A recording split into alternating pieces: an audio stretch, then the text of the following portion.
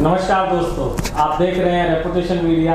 मैं हूं आपका दोस्त राकेश पवार। दोस्तों, रेपुटेशन मीडिया के प्रोग्राम खास शख्सियत में आपका स्वागत है। और आज के प्रोग्राम की खास शख्सियत हैं गौतम बुद्ध नगर के युवा नेता चौधरी नरेंद्र भाटी। नरेंद्र भाटी भाजपा की राजनीति करते हैं और उत्तर प्रदेश भाजपा के युवा मोर्चे में आप सह कोषाध्यक्ष हैं और भाजपा के सदस्य अभियान के पश्चिमी उत्तर प्रदेश के सह संयोजक हैं। तो दोस्तों, आज हम बात करेंगे नरेंद्र भाटी जी से और जानेंगे उनके राजनीतिक सफर और उनके पर्सनल जीवन के बारे में। तो जी नरेंद्र भाटी जी, नमस्कार भाई साहब। नमस्कार। कैसे हैं आप? मैं बढ़िया जी, आप ठीक हो? मैं बिल्कुल अच्छा हूँ। तो भाटी जी, आपका जो डिस्ट्रिक्ट है गृह जनपद गौतम बुद्ध नगर आता है। हाँ जी। तो आपका जन्म कहाँ हुआ? वैसा मेरा गांव खानपुर पड़ता है, जो कासना के कासना के पास है। तो आपका जन्म? मेरा जन्म गांव में ही हुआ। अच्छा, गांव में हुआ। तो आपका जो पारिवारिक परिवेश है, जो पृष्ठभूमि है, वो क्या है? मेरे पिताजी गांव के प्रधान रहे हैं जी। और हमेशा से ही शिक्षा का हमारे घर में सही रहा। मेरे 3 भाई हैं, हम 3 भाई हैं जी। तीनों हम इंजीनियर हैं जी। बड़े भाई इलेक्ट्रिकल इंजीनियर हैं, बीच वाले मैकेनिकल, और मैंने सिविल से इंजीनियरिंग की। आपने? सिविल से इंजीनियरिंग की है। अच्छा, सिविल से इंजीनियरिंग की है। अच्छा, चलिए बहुत बढ़िया। और आप हमें बताएं कि आपका बचपन जो है वो कैसा रहा? शरारती थे या शाई टाइप में थे, सीधे थे? कैसा बचपन गुजरा आपका? बचपन में तो सभी शरारती, थोड़ा बहुत तो शरारत चलती है। तो कहूँ तो क्रिकेट खेलने की आदत थी जी। और कभी भी घर पे लड़ाई हुई, पिटाई तक हुई, तो वो यही था कि इतना टाइम क्यों बाहर। अब बाहर कौन क्या बताए कि क्रिकेट से प्यार है, तो लगातार चलता रहता। क्रिकेट के आप शौकीन? हाँ जी, क्रिकेट का लगातार शौकीन। तो आपकी जो एजुकेशन है, आप सिविल से इंजीनियरिंग है और उसके बाद आपने? मैंने हाई स्कूल केंद्रीय विद्यालय से किया, जो ग्रेटर नोएडा में ही है। उसके बाद मैंने गवर्नमेंट से पॉलिटेक्निक किया। सिविल, हाँ जी, सिविल में ही मेरा पॉलिटेक्निक हुआ। उसके बाद स्काईलाइन कॉलेज है ग्रेटर नोएडा ही, उससे मैंने सिविल इंजीनियरिंग करी। उसके बाद मैंने आईसी कॉलेज ग्रेटर नोएडा ही है, उससे MBA किया। अभी वर्तमान में PhD कर रहा हूँ। अच्छा, PhD भी कर रहे हैं? अरे वेरी गुड। ये किस में कर रहे हैं आप? मैं मैनेजमेंट। अच्छा, मैनेजमेंट में कर रहे हैं, तो बहुत अच्छी बात है कि आप रिसर्च कर रहे हैं। अच्छा, ये बताइए कि आपने MBA किया, रिसर्च कर रहे हैं, तो राजनीति में आने का कब सोचा?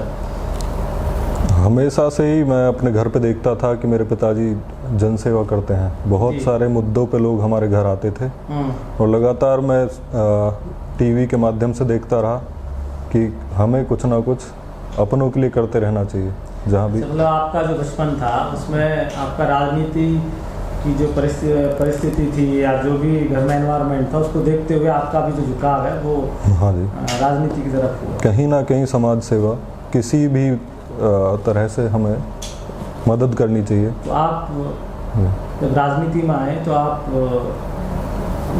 किस दौर में थे? मतलब आप कॉलेज में थे, स्कूल में थे, या कहाँ से आपने? मैं स्कूल, हाई स्कूल के बाद सीधा डायरेक्ट कॉलेज में आ गया, लेकिन हाई स्कूल के दिनों से ही मुझे अखिल भारतीय विद्यार्थी परिषद का वर्किंग स्टाइल, हाँ जी, वर्किंग स्टाइल बहुत अच्छा लगता था।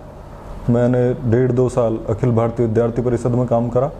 उसके बाद मैं पॉलिटेक्निक के फर्स्ट ईयर में ही भारतीय जनता युवा मोर्चा से जुड़ा। अच्छा, मतलब AVP की राजनीति स्टार्ट होने के बाद आप फिर भाजपा की राजनीति से जो है? हाँ जी, मैं फर्स्ट ईयर में ही जिला मंत्री का दायित्व मुझे मिल गया था। जिला मंत्री आपको बना दिया? युवा मोर्चे का जिला मंत्री में था। फिर उसके बाद आपका? उसके बाद मैं लगातार कार्य करता रहा। बहुत सारे प्रोग्राम मैंने अटेंड करे। बहुत ही, उस टाइम पे हमारी सरकार तो थी नहीं, तो विरोध प्रदर्शनों का दौर था।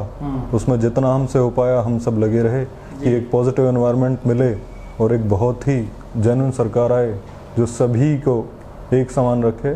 तो हमने पूरा जितना हम कर पाए लगातार हमने वर्किंग की। 3 बार मैं राष्ट्रीय कार्य समिति सदस्य रहा उसी दौरान। अच्छा, राष्ट्रीय में आप रहे? हाँ जी, लगातार 3 बार। उत्तराखंड और हरियाणा का सेक्रेटरी। मुझे 15 साल, अगर मैं अखिल भारतीय विद्यार्थी परिषद को लगा कर बात करूं तो आज मुझे 15 साल हो गए। 15 साल में आप किन किन पदों पर रहे हैं? मैं स्टार्ट तो मैंने अखिल भारतीय विद्यार्थी परिषद से किया था। उसके बाद मैं जिले में जिला मंत्री रहा, गौतम बुद्ध नगर जिला। उसके बाद मैं अनुराग ठाकुर जी हमारे राष्ट्रीय अध्यक्ष थे जी। वो 3 बार राष्ट्रीय अध्यक्ष रहे, तीनों बार मैं उनके साथ यंगेस्ट राष्ट्रीय कार्य समिति सदस्य था। उसके बाद मैं अभी प्रदेश में सह कोषाध्यक्ष हूँ युवा मोर्चा, और पश्चिम उत्तर प्रदेश भाजपा में सदस्यता अभियान का सह संयोजक हूँ। अच्छा, अभी आपको जो है इन्होंने दो कार्यभार दे रखे हैं। हाँ जी, मेन भाजपा और युवा मोर्चा एक साथ में कार्य कर रहा हूँ। अच्छा, राजनीति में क्या करने का उद्देश्य है आपका? राजनीति किसी भी माध्यम से लोगों की सेवा होनी चाहिए। जन सेवा राजनीति का मेन मुख्य उद्देश्य रहता है। लेकिन अगर उसमें आप युवा हैं तो आपको जन सेवा से अलग भी कहीं ना कहीं युवाओं के बीच आप रहते हैं तो डेली की परेशानियां जो भी युवाओं के साथ आती हैं वो आपको लगातार दिखती रहती हैं।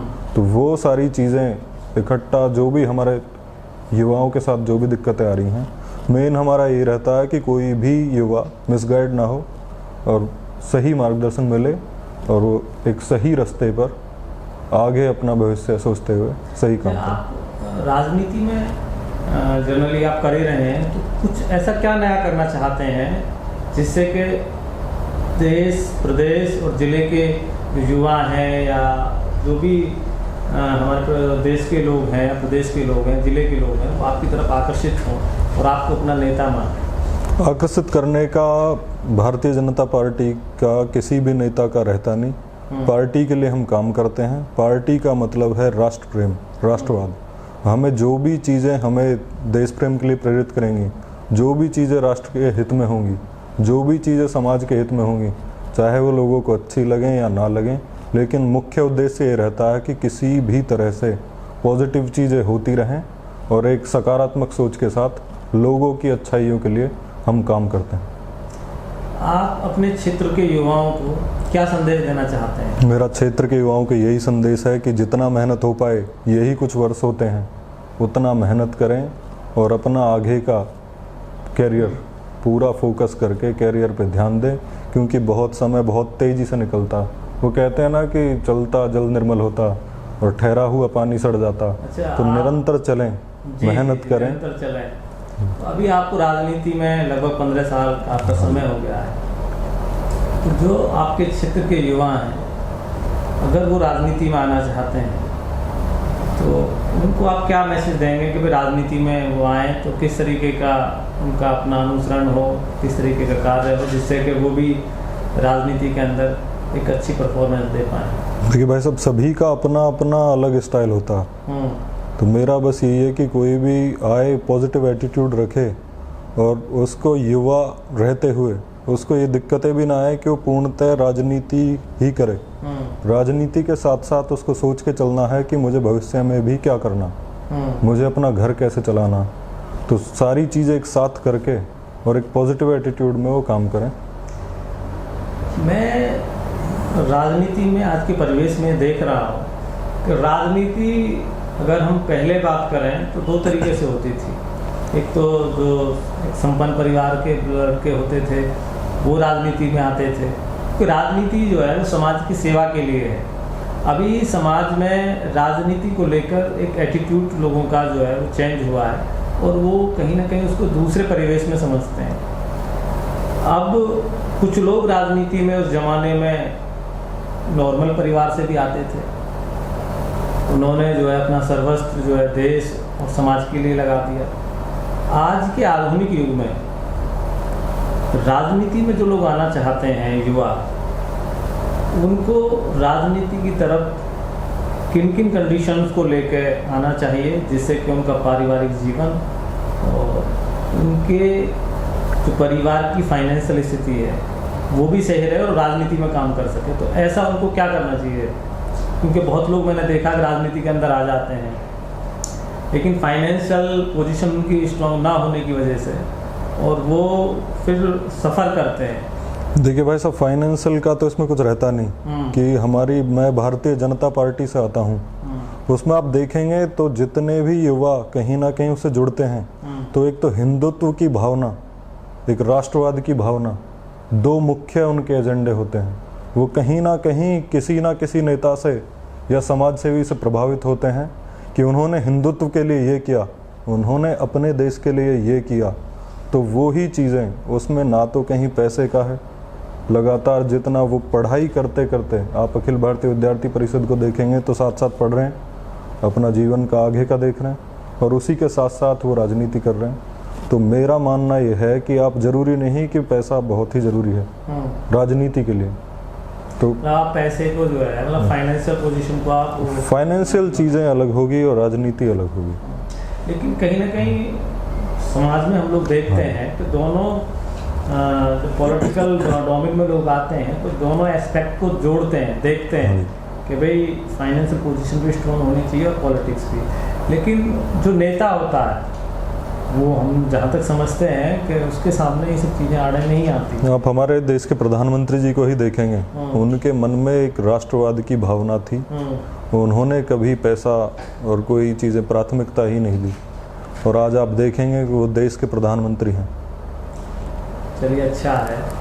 आज के हिसाब से राजनीति को आप क्या समझते हैं और आपके हिसाब से राजनीति कैसी होनी चाहिए? मेरे हिसाब से राजनीति का मुख्य उद्देश्य है जो चीज़ें सही नहीं चल रही हैं वो चीज़ें एक सही दिशा में चलें, चाहे वो आप कुछ भी उठाएंगे। आप पुराने समय में देखते होंगे तब हमारी सरकार नहीं थी तो कुछ लोगों का रहता था कि एक धर्म को ही लगातार प्रमोट करते वो यही नहीं देखते थे कि कुछ गलत किसी के साथ हो रहा है नहीं हो रहा। उन्हें जो भी करना पड़ा, उन्हें दुनिया भर के तो एक्ट बनाए, उससे उन्हें ये नहीं रहता था कि असलियत में भी कुछ इनके साथ हुआ या नहीं, कि ये इस समाज से आते हैं तो तुरंत इनके साथ कुछ भी हुआ है तो जेल में डालिए। बहुत सारी चीज़ें ऐसे थी, आप हमेशा से उठाएंगे। एक पीड़ा मेरे मन में हमेशा रही है, आप देखोगे हमारे सोमनाथ मंदिर हैं जी, लगातार पता नहीं कहाँ से कौन आए, लगातार वो कितने बार तोड़े, लेकिन हिंदुत्व की आप देखिए आज भी सोमनाथ मंदिर कितने आए, गौरी गजनी कितने सारे आए, कितना तोड़ा, आज भी सेम का सेम खड़ा।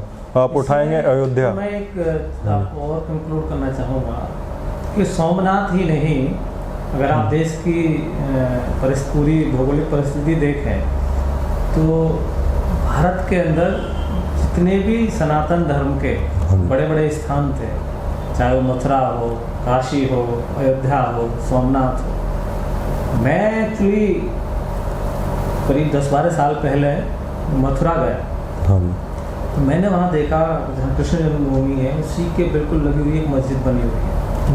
मतलब मैं ये सोचने लगा कि यार अयोध्या का भी हम सुन रहे हैं, मतलब उस टाइम तो अयोध्या का चल ही रहा था 92 में, और इधर सोमनाथ, इधर काशी, मतलब ये ऐसा है क्यों? क्योंकि जितने बड़े बड़े स्थान हैं वहाँ एक दूसरे धर्म का जो स्थान, हमारा हिंदू बहुत ही सीधा होता और हिंदुओं को कभी भी दूसरों से बिना बात के कुछ भी उपद्रव करने का कभी रहता नहीं। आप देखते होंगे जहाँ भी हिंदुत्व को बहुत बढ़ावा दिया जाता था, जो हमारी धार्मिक चीज़ें थी, जो हमारे सनातनी, जो हमारे पूर्वज हमेशा मानते रहे, इन्होंने उन्हीं चीज़ों को टारगेट करके और वहीं पर इन्होंने मस्जिदें बनाई।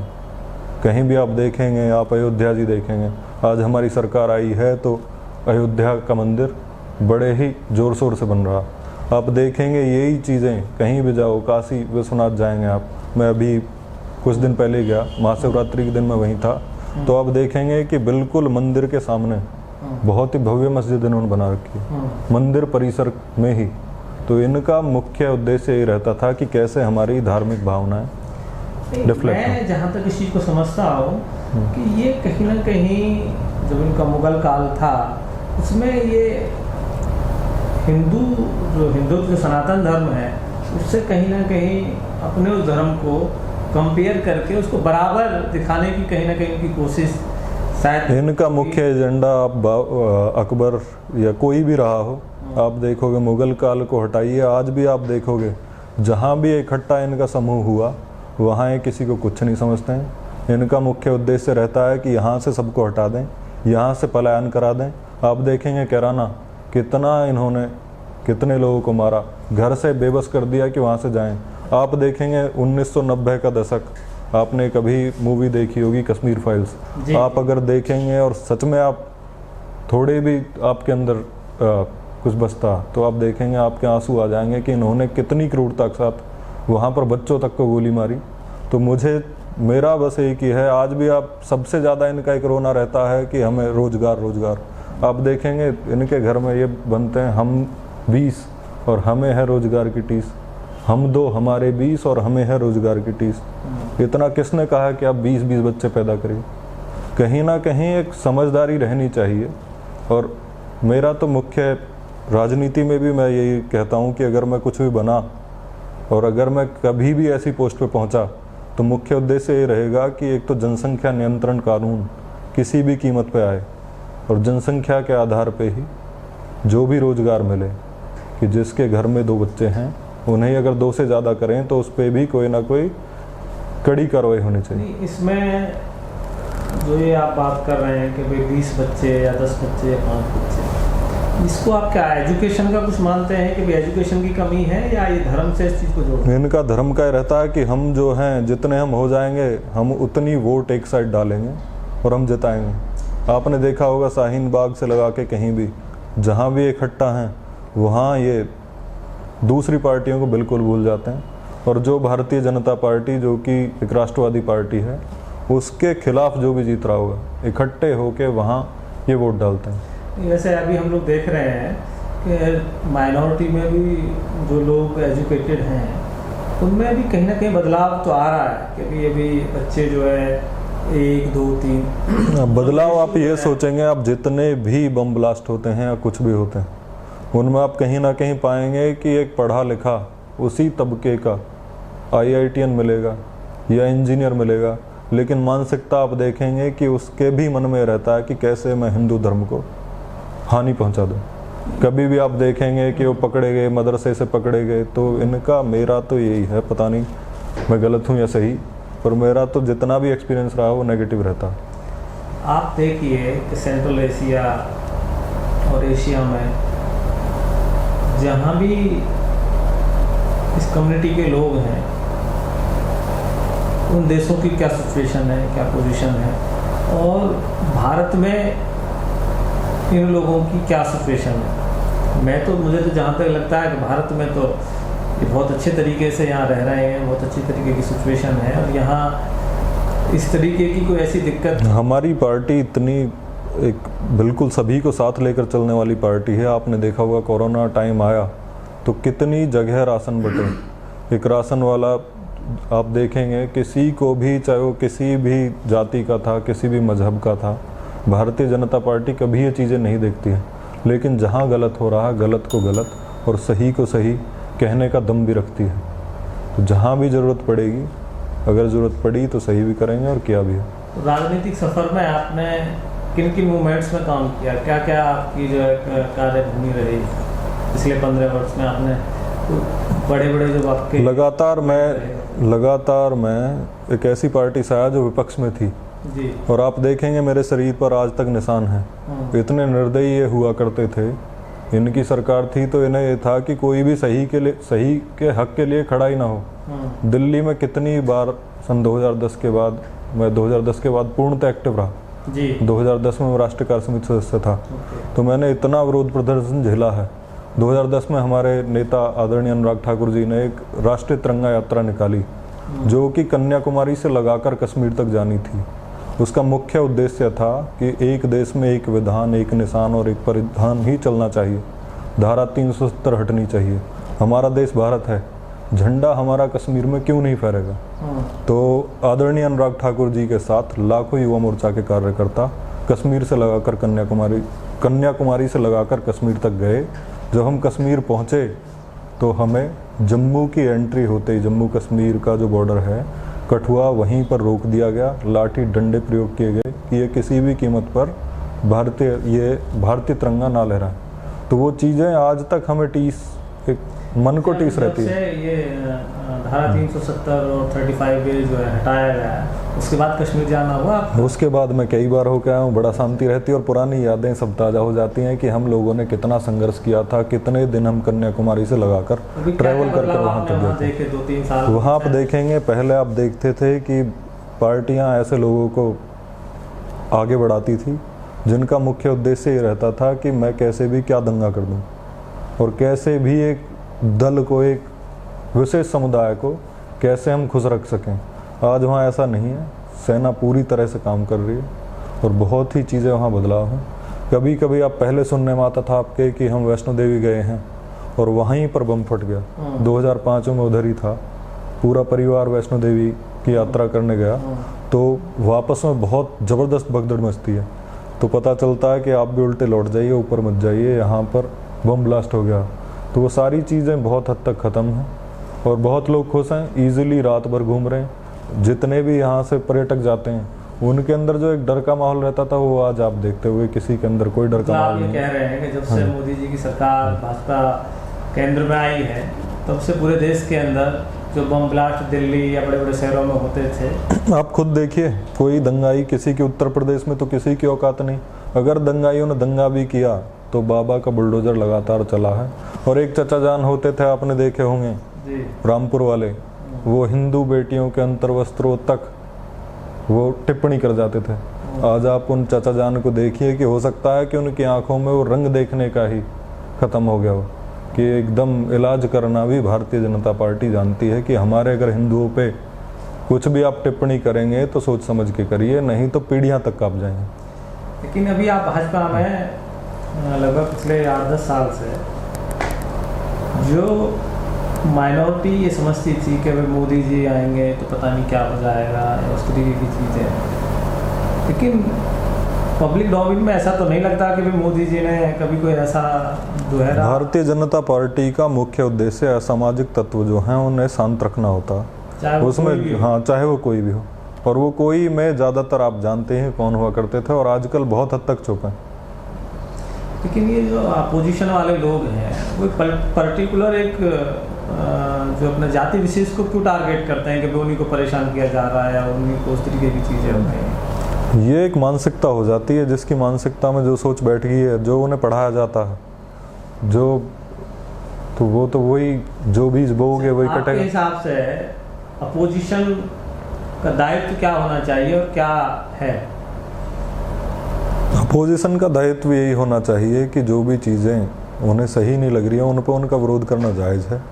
वो सारी चीज़ें बैठकर वो समझाएं, चाहे सोशल मीडिया के माध्यम से हो, चाहे लोगों का एक समूह। आपको ये फील नहीं होता कि अपोजिशन का जो दायित्व है, आप बता रहे हैं कि भाई जो चीज़ें गलत, आपने अपोजिशन देखा होगा कि अपोजिशन ने, मतलब उत्तर प्रदेश की अगर मैं बात करूं तो हम और आप हैं, तो आप इत्र शब्द का प्रयोग ही आपके दिमाग में आता होगा कि हम पूरे उत्तर प्रदेश में 5 करोड़ इत्र बांटेंगे। तो आप किसको खुश कर रहे हैं? आप उसी चीज़ से देखिए कि अपोजिशन के मन में क्या है। इत्र और चरित्र दो ही चीज़ें, चरित्र सही होना चाहिए, अपोजिशन को ये भी देखना चाहिए। नहीं तो आप देखेंगे कि ये चित्र पे ये भी कह जाते थे कभी कभी कि अरे बच्चे हैं, गलती होगी। मतलब किसी लड़की का रेप कर दिया या किसी को छेड़खानी कर दी तो आपके नेता उसमें यहाँ तक कह जाएं कि बच्चे हैं, बच्चों से गलतियाँ हो जाती हैं, ऊपर से इत्र। तो इनके लिए तो पता नहीं क्या तो इनका एजेंडा है, क्या नहीं, हम आज तक नहीं समझ पाए। आपकी जो राजनीति है वो एक राष्ट्रवाद के इर्द गिर्द घूमती है। राष्ट्रवाद और हिंदुत्व, हिंदू हूँ, हिंदू धर्म में पैदा हुआ हूँ और हमारा हिंदू धर्म इतना आप देखते होंगे कि बहुत ही शांत रहने वाला धर्म है। हमें सुबह मेरी पूजा पाठ से स्टार्ट होती है और पूरे दिन मन में रहता है कि किसी का मैं कभी भी बुरा ना करूं। मैं अपनों के लिए जहां तक मुझसे लड़ाई लड़ी जाती है, जितने भी मेरे साथ आपने देखे होंगे सभी कहीं ना कहीं सफल हैं। आप अभी युवा नेता हैं और क्षेत्र के प्रदेश के लोग आपके पास आते होंगे, तो आप कितनी उनकी मदद कर पाते हैं? मतलब किस तरीके से आपका जो है योगदान है? एक तो मेरा सर्कल इतना सही रहा है कि कोई भी असामाजिक तत्वों को हम जगह ही नहीं देते हैं और जो भी आते हैं जिनका जो जायज़ चीज़ें हैं हम अंतिम तक लड़ाई मदद हो पाती है। अगर आप ऐसा नहीं कि अधिकारी नहीं मानते, अगर आप पॉजिटिव चीज़ें जाके रखोगे और उन्हें समझाने का ढंग से काम करोगे तो ये नहीं कि आपको बहुत ज़रूरत पड़ेगी किसी की सोर्स लगा दें ये करें। वो अधिकारियों को समझाने का भी एक अपना तरीका होना चाहिए और अगर वो नहीं मान रहे हैं तो फिर हम कार्रवाई कराना भी जानते हैं। तो रूलिंग पार्टी में आप हैं और आपकी पार्टी प्रदेश और देश दोनों में ही है और बड़ी अच्छी परफॉर्मेंस आपकी पार्टी की चल रही है, तो उसका रूलिंग में होने का जो मैंडेट है वो आपको मिलता ही होगा।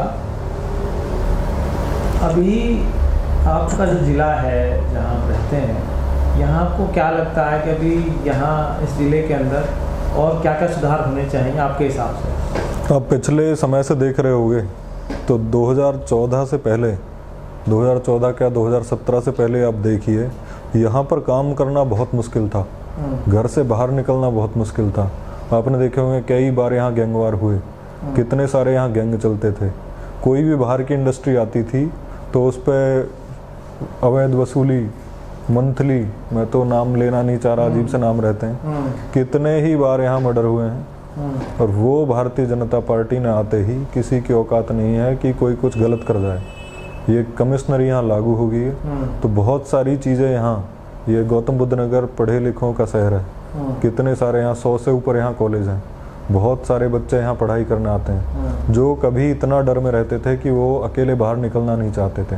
आज आप देख रहे होंगे शाम को 5 बजे पूरा सड़कों पर देखते होंगे कितने लोग बिना डर के कि कोई बदमाशी यहाँ बिल्कुल ख़त्म कर दी है। मुख्य दिक्कत यहाँ बदमाशी वाली ही आती थी, वो धीरे धीरे समाप्त हुई है। तो यहाँ कितनी सारी नई इंडस्ट्रियाँ आई हैं, आप देख रहे होगे ओप्पो, वीवो, हायर, टेगना, सैमसंग, LG, कितनी लगातार क्षमता वाली 40-40 हज़ार की क्षमता है इन चीज़ों की। आप देख रहे होगे यहाँ मुंबई कॉरिडोर बन रहा, रेलवे जंक्शन, वहाँ भी कोई बदमाशी बिल्कुल जीरो होगी। और जो असामाजिक तत्व हैं उन्हें चिन्हित करके पहले से पहले यहाँ कार्रवाई हो चुकी है। तो बहुत ही स्मूथ यहाँ सब चीज़ें चल रही हैं और भविष्य में इसका बहुत बड़ा फ़ायदा उत्तर प्रदेश को भी मिलेगा। तो आपके हिसाब से लगता है कि उत्तर प्रदेश की जो एक रैपो हुआ करती थी कि भाई प्रदेश में जो है क्राइम है, आतंक, वो अपना वो एक क्राइम के साथ साथ जो है लोकल लेवल पर बदमाशी है, वो सब चीज़ें जो वो सब चीज़ें ख़त्म हुई हैं, उसी का एक बहुत बड़ा फ़ायदा मिल रहा है कि यहाँ इतनी सारी इंडस्ट्रीज़ का सेटअप हो गया और रोज़गार लोगों को मिल रहा है और लगातार ये रोज़गार का बढ़ता चला जाएगा ग्राफ। इतनी सारी नई इंडस्ट्रीज़ आई हैं, बहुत सी में अभी कम फेज़ चले हैं, बहुत सी में अभी चलने हैं। तो आप देख रहे होगे कितने सारे नए कॉलेज आए हैं, इंडस्ट्रीज़ आई हैं, सारी चीज़ें लगातार, नए हॉस्पिटल, कहीं कोई बदमाशी नहीं है, किसी कभी कोई किसी गलत के लिए किसी नेता की कभी कोई कॉल नहीं पहुंचती हुई, बहुत स्मूथ सब चीज़ें चल रही हैं। चलिए, बहुत अच्छे। तो महेंद्र भाटी जी, आपसे बात करके बहुत अच्छा लगा। आप हमारे दर्शकों को हमारे चैनल के बारे में क्या संदेश देना चाहेंगे? मैं बस यही संदेश देना चाहूँगा कि हमारे युवा भाई हैं और लगातार संघर्षरत हैं, तो आप सभी चैनल को सब्सक्राइब करिए और सोशल मीडिया के माध्यम से या लोगों के माध्यम से जहाँ भी बताया जाए आप लगातार सपोर्ट करें। और इतना ही। चलिए, खैर महेंद्र भाटी जी ने हमारे दर्शकों को एक संदेश दिया और आप बहुत अच्छा कार्य कर रहे हैं और बड़ी खुशी होती है कि जब युवा वर्ग के नेता एक अच्छी सोच के साथ देश और प्रदेश की राजनीति में अग्रणी भूमिका में आते हैं और वो लोग अपनी एक नई सोच, एजुकेशन, शिक्षा के माध्यम से देश के अंदर, प्रदेश के अंदर कुछ अच्छा करना चाहते हैं। ऐसे लोगों को, हमारे समाज के लोगों को, सभी को अग्रणी भूमिका में उनको सपोर्ट करना चाहिए। तो दोस्तों नमस्कार, आप देखते रहिए रेपुटेशन मीडिया। मैं हूँ आपका दोस्त राकेश।